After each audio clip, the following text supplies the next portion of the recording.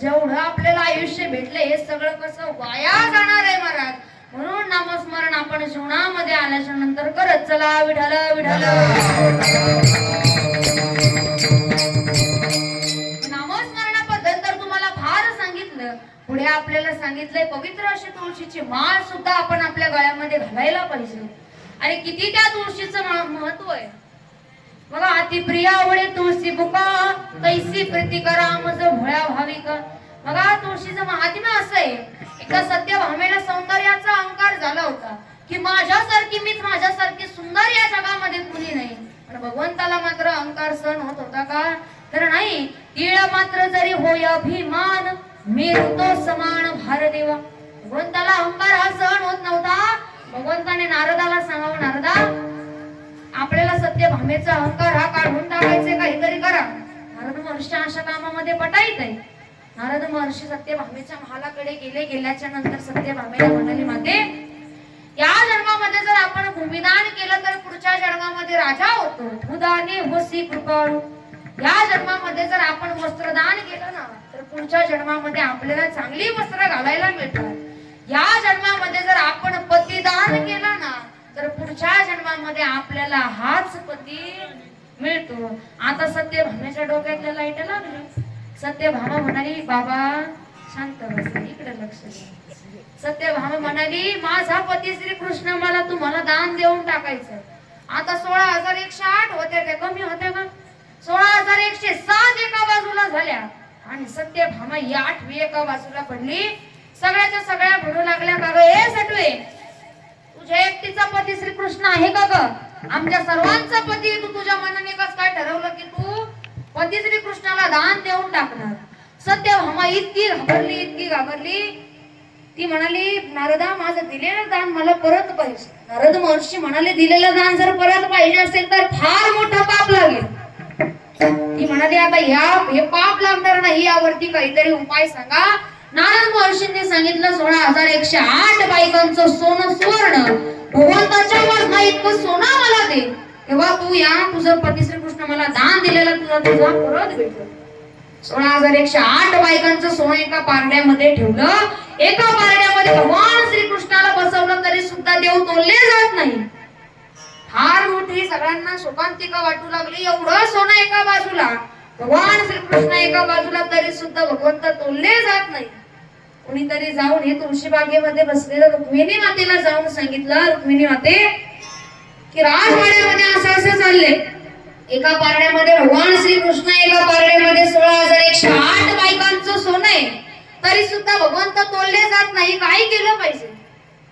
त्यावेळेस रुक्मिणी मातेने थोडस तुळशीचं पात्र हातामध्ये घेतलं आणि त्या ठिकाणी महालामध्ये आल्याच्या नंतर तुळशी पात्र पारडे ठेविता, तुळशी पारडे ठेविता, तुळशी पात्र पारडे ठेविता, तुळशी पात्र पारडे ठेविता, माधव झाला परपरीचा, माधव झाला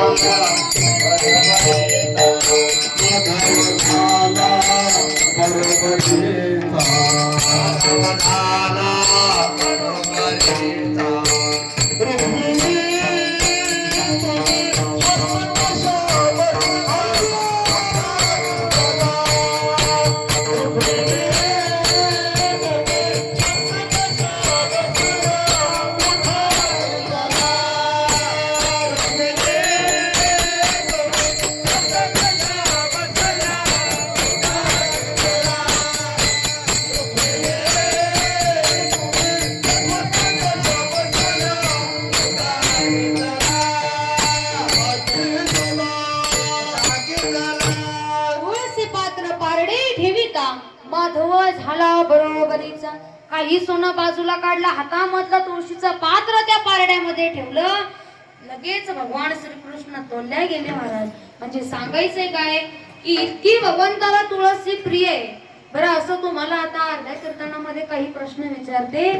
मला चक्कर आली पण माझ्यापेक्षा जास्त तुम्ही सायलेंट झाला. नेमकं दुखतंय तुमचं का माझं? मला असं वाटतंय मी तर आता फ्रेश, तुम्हीच एकदम असं. टाळी वाजवा एकदा जोरात सगळ्यांनी, वाजवा. होत असते चक्कर येत असते पण मी थांबले का? का तुमचं कीर्तन जाहीर विठ्ठल पर्यंत झालं असं काय आहे का? नाही ना. वाजवा टाळी आणि विठ्ठल विठ्ठल म्हणा. विठ्ठल असं तुम्हाला काही प्रश्न मी या ठिकाणी बसलेला आतापर्यंत विचारते. बघा, पहिला प्रश्न माझा असा आहे, या ठिकाणी बसलेल्या किती जणांच्या गळ्यामध्ये पवित्र अशी तुळशीची माळ आहे? हातावरती करा बरं. बरं चला, मी सगळे गृहीत धरते. तुम्ही काही जण पुढे जाऊन घालताल बस. पुढचा प्रश्न असा, या ठिकाणी बसलेल्या किती जणांच्या कपाळावरती गोपीचंदनाचा टिळा आहे? हातावरती करा. आजी, 2, बाबा. चला, मी सगळे गृहीत धरते. इथून पुढे मिलाव. इथून पुढचा प्रश्न असा, तर याचं उलट आहे का? किती जण या ठिकाणी बसले तमाशाला जातात? आता तुमचे चेहरे कसे पडले? बरं, या ठिकाणी बसलेल्या किती लोकांना माहिती आहे ज्ञानेश्वरी कोणी लिहिली? सांग. ज्ञानेश्वर महाराजांनी ज्ञानेश्वरी ही जगाला सांगितलेली आहे. सच्चिदानंद बाबांनी ज्ञानेश्वरी लिहिलेली आहे. भरपूर जणांचा असा गैरसमज आहे की ज्ञानोबांनीच ज्ञानेश्वरी लिहिली. अरे नाही, सच्चिदानंद बाबांनी ज्ञानेश्वरी लिहिली आणि ज्ञानोबांनी ज्ञानेश्वरी ही या जगाला सांगितलेली आहे. जे प्रश्न याच्यासाठी विचारले मला बघायचं होतं. 18 वर्षापासून सप्ताह चालू आहे गावात. तुम्ही 18 वर्षापासून महाराज लोकांचं काय काय ऐकताय म्हणून तुम्हाला हे प्रश्न विचारले. विठाला विठाला.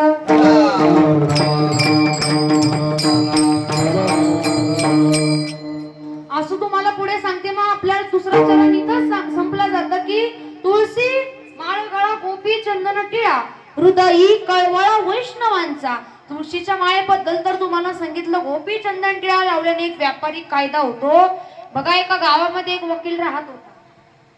एक साधक त्या वकिलाकडे आला. वकिलाला म्हणाला, साहेब तुम्ही तुमच्या गळ्यामध्ये पवित्र अशी तुळशीची माळ घाला.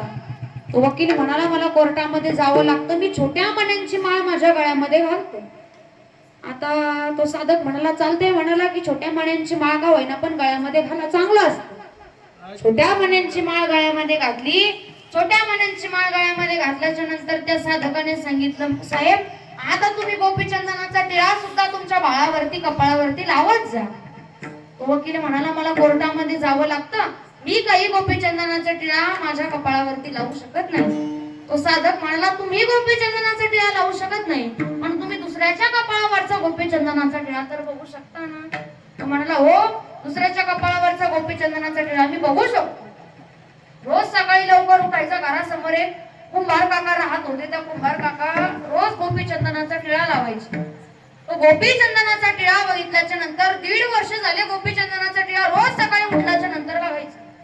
पण एक दिवशी रात्री उशिरा आला. उशिरा आल्याच्या नंतर सकाळी उठायला उशीर झाला आणि ते कुंभार काका माती आणण्यासाठी शेतामध्ये निघून गेले. सकाळी सकाळी फार उशिरा उठला होता. शेतामध्ये गेला, ढेकळं तुडवीत त्या ठिकाणी गेल्याच्या नंतर कुंभार काका नेमकं मातीत खोता त्यांना सापडला होता सोन्याचा हंडा. काय सापडला होता? सोन्याचा हंडा सापडला होता. आणि या वकिलाला लांबूनच गोपीचंदनाचा कपाळावरचा टिळा दिसला त्या कुंभाराच्या. या वकिलाचा म्हणजे त्या कुंभार काकाचा गैरसमज असा झाला की या वकिलाला हा सोन्याचा हंडा दिसलं. काय होतं? गोपीचंदनाचा टिळा दिसला होता. तो तिथूनच तो वकील सुरू झाला, दिसला रे दिसला, दिसला रे दिसला, दिसला रे दिसला. कुंभार काकाला असं वाटलं याला सोन्याचा हंडाच दिसला. कुंभार काका म्हणाले, ओ साहेब इकडे या, याच्यातला अर्धा हंडा तुम्ही घ्या, अर्धा हंडा मला द्या. पण मात्र गावात कोणाला काही सांगू नका. मग मला सांगा, दुसऱ्याच्या कपाळावरचा गोपीचंदनाचा टिळा बघितल्याच्या नंतर सोन्याचा अर्धा हंडा जर मिळत असेल तर स्वतःच्या कपाळावरती गोपीचंदनाचा टिळा जर लावला सोन्याचा पूर्ण अंडा मिळणार नाही का? खरं नाही, परमार्थ रूपी सोन्याचा अंडा याच्या जीवनामध्ये मिळणार. गोपीचंद राऊटी तुळशीचा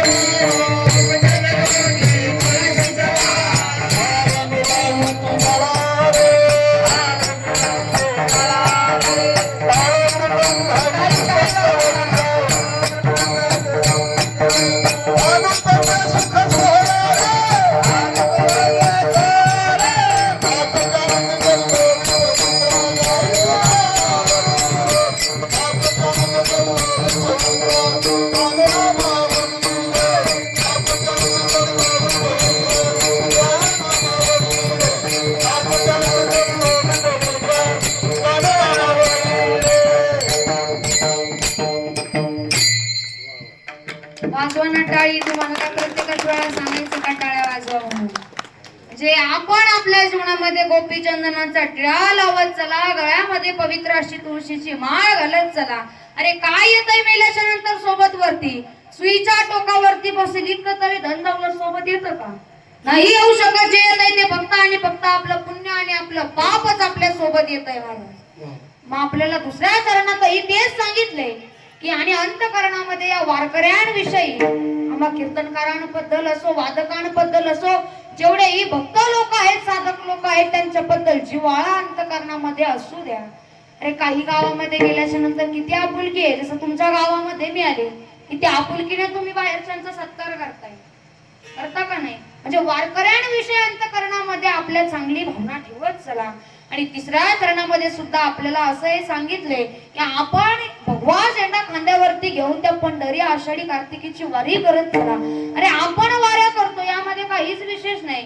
तुम्हाला सांगू, देवी देवतांनी सुद्धा त्या पंढरीची वारी केली होती, महादेवाने सुद्धा पंढरीची वारी केली होती. ब्रह्मादिक नाचती उभ्या जोडोनी हात,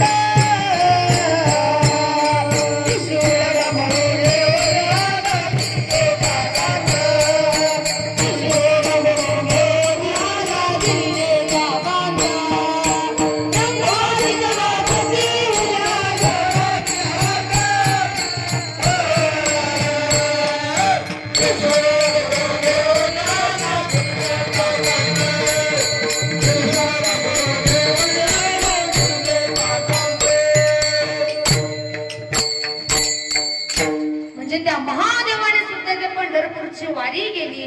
मग आपण वाऱ्या करतो यामध्ये काहीच विशेष नाही. पण आपण आपल्या जीवनामध्ये देवी देवता जर वाऱ्या करत असतील तर आपल्याला वाऱ्या करायला काय हरकत आहे का? नाही महाराज, आपण तर एकदा तरी त्या पंढरपूरची वारी करून बघा. जीवनामध्ये किती सुख आणि किती समाधान वाटते.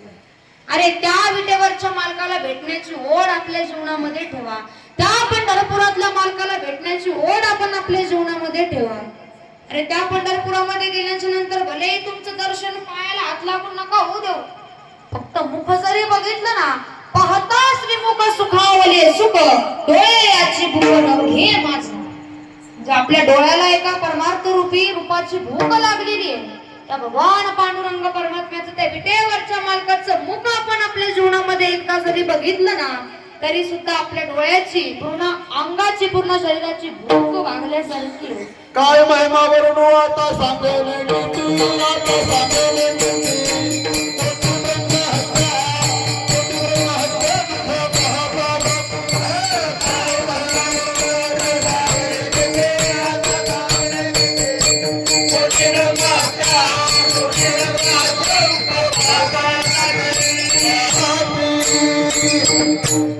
अरे कोटी ब्रह्महत्येचं पाप आपण आपल्या जीवनामध्ये करू द्या.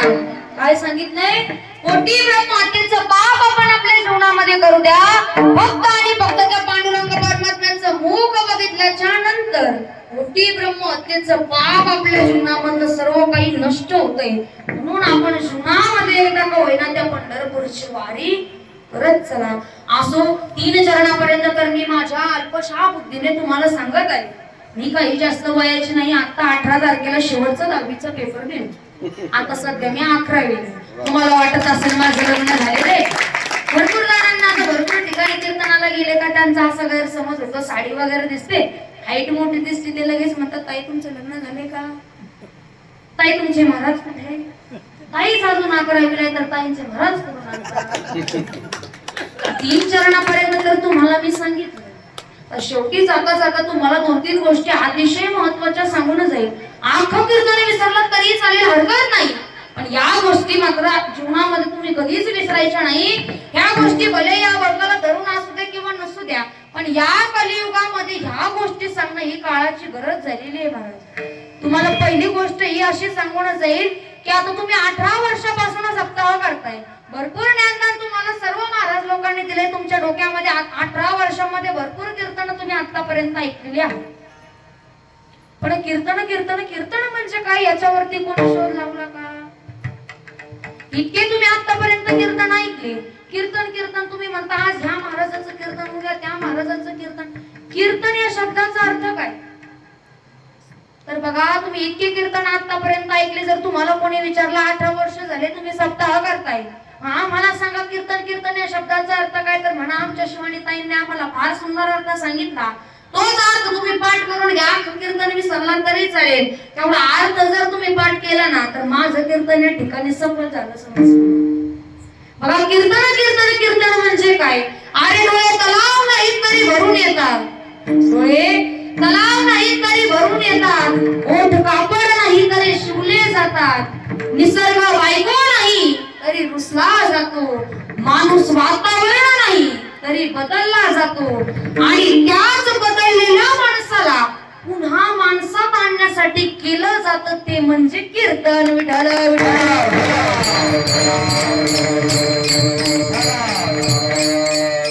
तुम्हाला कीर्तन हे कशाला म्हणतात? म्हणजे एखादा रेल्वेचा ट्रॅक आहे, एखादी रेल्वेची पटरी आहे. जशी रेल्वे जशी सरळ चालते बरोबर, तसंच आपल्या जीवनामधला एखादा व्यक्ती सरळ पटरीवरती चालतोय. चलत असताना चुकून त्याला तो ट्रॅक सोडून किंवा ती पटरी सोडून तो जर पडला म्हणजे बदलला, तर पुन्हा त्या ट्रॅक वरती त्या पटरीवरती आणण्यासाठी काय केलं जातं? कीर्तन हे केलं जातं. म्हणून यालाच कीर्तन असं म्हणतात. म्हणून ही गोष्ट सर्वांनी तुमच्या डोक्यामध्ये फिट्ट करून ठेवा. नंबर जसा सेव्ह करताना फोन मध्ये तसेही इथं सेव्ह करून ठेवा. माझ्या नावाने सेव्ह करून ठेवा म्हणजे तुम्हाला लवकर लक्षात येईल. विढाला विढाला. असं पहिली गोष्ट तर तुम्हाला सांगितली की कीर्तन कीर्तन कीर्तन म्हणजे काय. आता दुसरी महत्वाची गोष्ट तुम्हाला या ठिकाणी सांगून जाईल. या मृत्यू लोकामध्ये मनुष्य हा एकटा जन्माला आलेला आहे, मरणार सुद्धा एकटाच आहे. या मृत्यू लोकात जगत असताना प्रत्येकाला आपलं आपलं आपलं म्हणून जगू नका. अरे या जीवनामध्ये कुणीच कुणाचं नाही. आपण हे माझं ते माझं करण्यातच पूर्ण आयुष्याचा वेळ घालवतोय, आणि जीवनामध्ये जी कीर्ती करून आपल्याला मरायची ती कीर्ती मात्र आपल्या हातून होतीये का? नाही होते महाराज. कशाकरिता? फक्त आणि फक्त हे माझं ते माझं, पैसा माझा, भाऊ माझा, बहीण माझी, आणि कुणी कुणाचं नाही. जन्माला एकटा आला, मरणार सुद्धा एकटाच आहे. कोरोनाच्या काळात तर तुम्ही फार सुंदर बघितलं की कोण आपला आणि कोण परकत. बघा तुम्हाला सांगू, त्याच कोरोनाच्या काळातलं एक दृष्टांत आहे. 2 नवरा बायको, इतकं दोघांचं एकमेकांवरती प्रेम, इतकं प्रेम. आईस्क्रीमची कांडी जर घेतली ना, 2 नाही घेणार, एकच घेणार, एवढं एकमेकांवरती प्रेम. आपलं कोण आणि परक कोण लक्ष द्या. त्याच काळामध्ये त्या नवऱ्याला तिच्या कोरोना झाला. कोरोना झाल्याच्या नंतर 15 दिवस त्याला क्वारंटाईन ठेवलं. ती रोज डॉक्टरांना फोन करायची, म्हणायची डॉक्टर आज स्कोर किती वरती हो? डॉक्टर सांगायचे आज इतक्यावरती तितक्यावरती. मग शेवट डॉक्टरांनी त्याला सांगितलं, बाबा तू काही वाचू शकत नाही, तुझी शेवटची इच्छा काय रे राजा?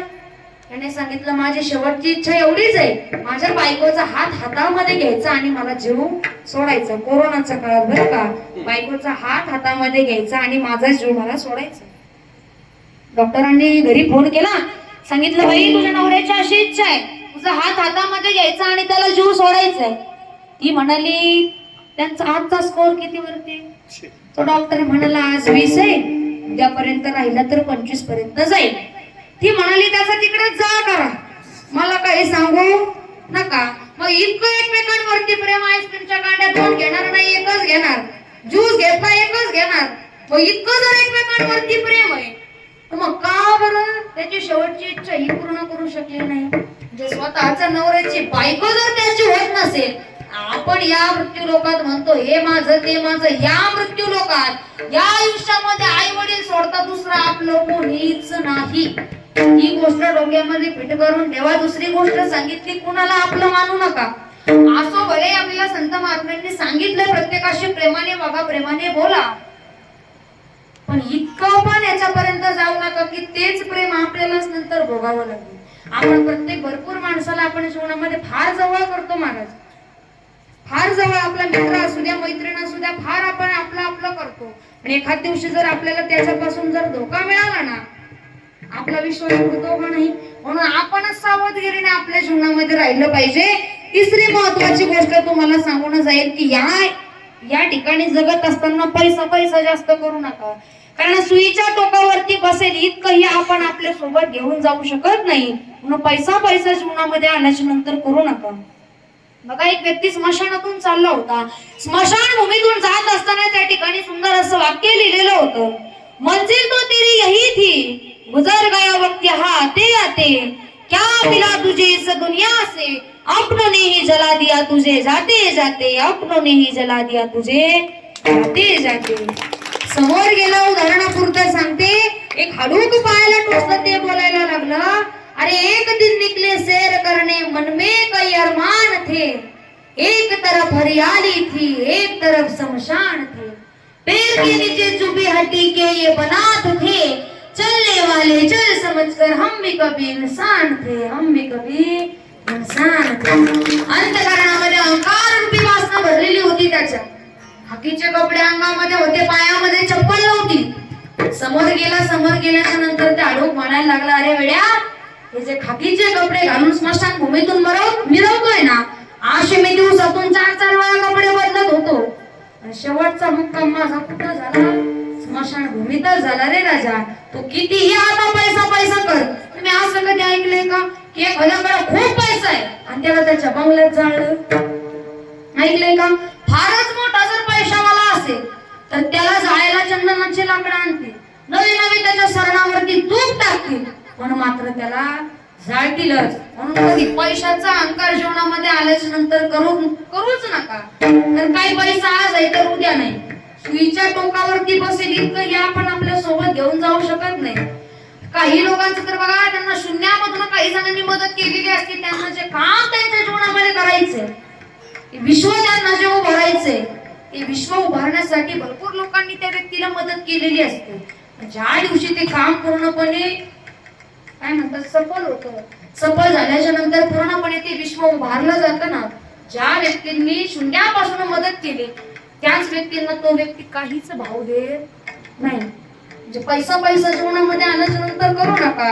तुम्हाला वाटतं आमच्याकडे एवढा पैसा, एवढा धन आहे, अरे तो आज आहे तर उद्या नाही. कर्मानुसार तुमचा पैसा आणि तुमची संपत्ती सुद्धा बदलणार. विठला विठला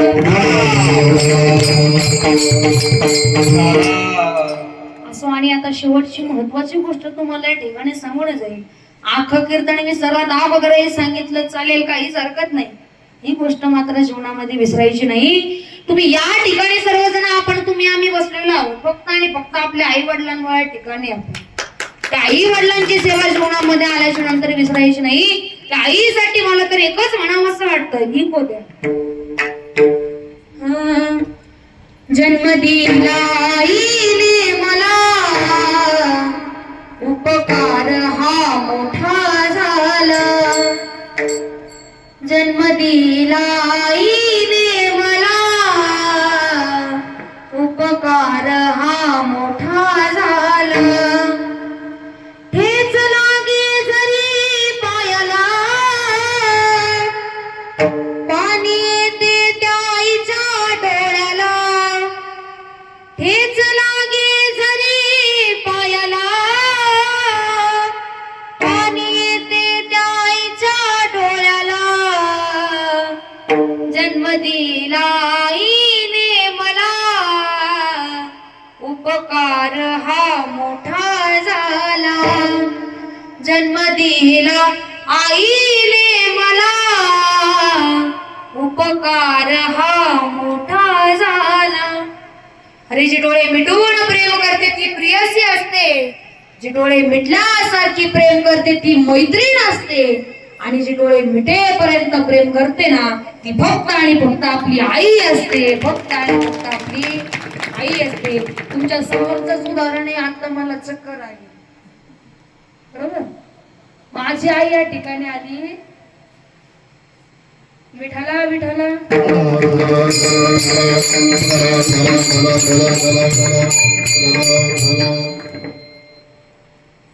तुमच्या समोरचं उदाहरण आहे. माझ्या जवळ आली, तिच्या डोळ्यातून लगेच अश्रू आले.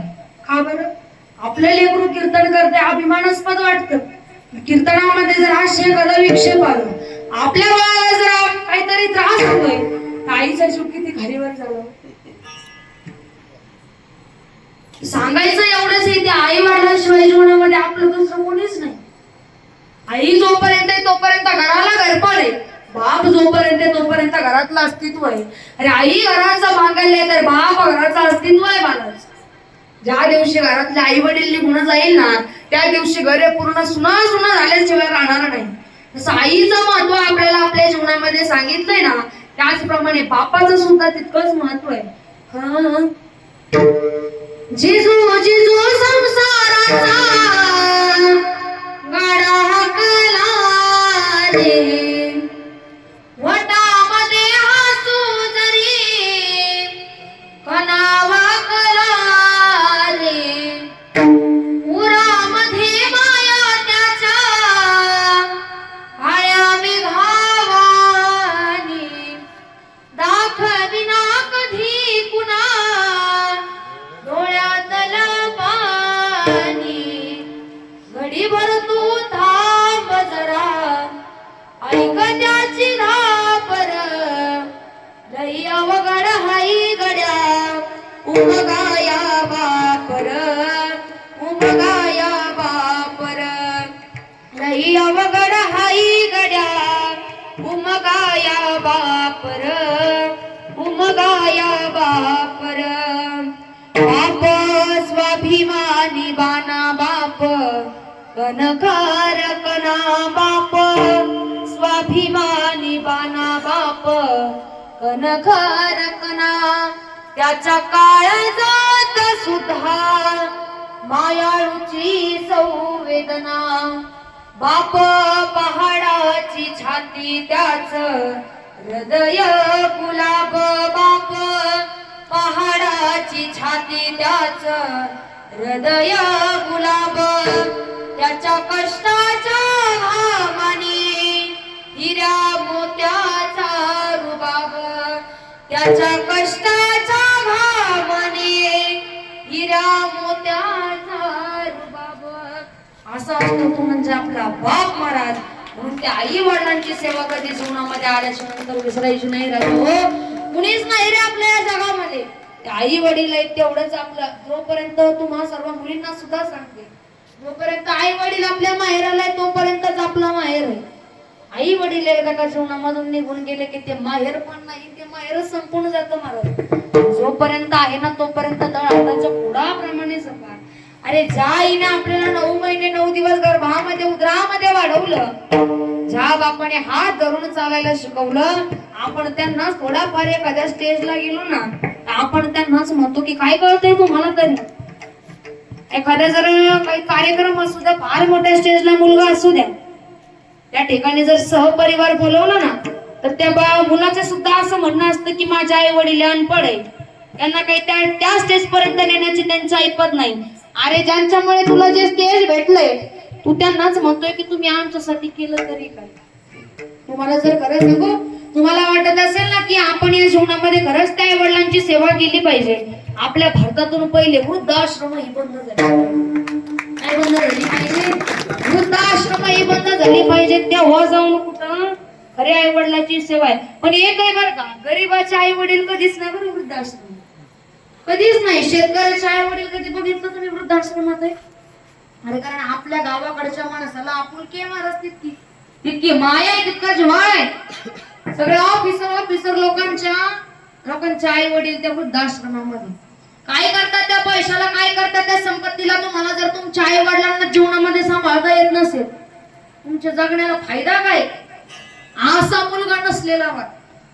खरं आहे का नाही? त्याच्यामुळे एवढंच सांगणं आहे तुम्हाला. शेवटी जाता जाता अभंगावरती मी सांगितलं असो किंवा नसल सांगितलं, माझ्या अल्पबुद्धीचे दोष समजा, पण ही गोष्ट मात्र एक समाज प्रबोधन म्हणून का होईना ही गोष्ट तुम्हाला शेवटी जाता जाता सांगते, आई वडिलांना मात्र जीवनामध्ये कधीच विसरू नका. ते तोपर्यंत आहे तोपर्यंतच आपल्या जीवनाला आणि जगण्याला खरा अर्थ आहे. असं माझ्या अल्पशा बुद्धीने मी अभाव सोडवण्याचा प्रयत्न केला. एखादा शब्द जर चुकीचा गेला असेल आणि मध्ये थोडासा प्रॉब्लेम झाला, याच्यासाठी तुमची मनापासून क्षमा मागते. आणि शेवटच्या चरणामध्ये सुद्धा आपल्याला सांगितलं एवढंच आहे की आतापर्यंत जे सर्व जे नियम आहे, जो करतो जगतो आणि पाळतो तो माझ्या देवाला परम पूज्य असतो. हा अभंगाचं शेवटचं चरण.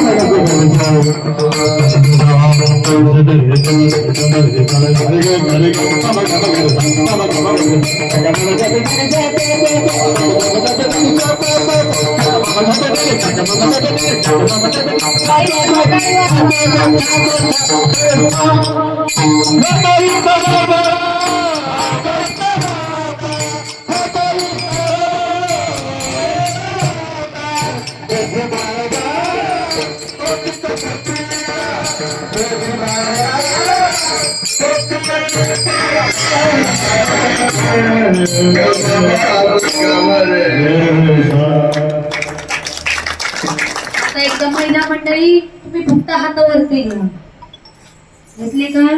माझ्या मागे सुंदर असं एकदा नामचिंतन करा. हातावरती घ्या. नामदेव जनाबाई शोभन काका मुक्ताबाई. नामदेव जनाबाई शोभन काका मुक्ताबाई. नामदेव जनाबाई शोभन काका मुक्ताबाई. मागच्या बाया बोलत नाही. 4-2 महिला का होईना पण मागून आवाज आला म्हणजे तुमचं किती कीर्तनात लक्ष मला याच्यावरून असतं. या सर्व महिला मंडळी पुरुष वर्ग हातावर घ्या. तुमच्या सोबत तसं करणार नाही. तुम्ही लाडके व्हा. लाडके व्हा. घ्या हातावरती घ्या सगळ्यांनी. निवृत्ती राया निवृत्ती राया सोपान मुक्ताबाई ज्ञान सखया. निवृत्ती राया बोला बोला. सोपान मुक्ताबाई ज्ञान सखया. निवृत्ती राया निवृत्ती राया सोपान मुक्ताबाई ज्ञान सखया. निवृत्ती राया निवृत्ती राया सोपान मुक्ताबाई ज्ञान सखया. सोपान मुक्ताबाई ज्ञान सखया. सोपान मुक्ताबाई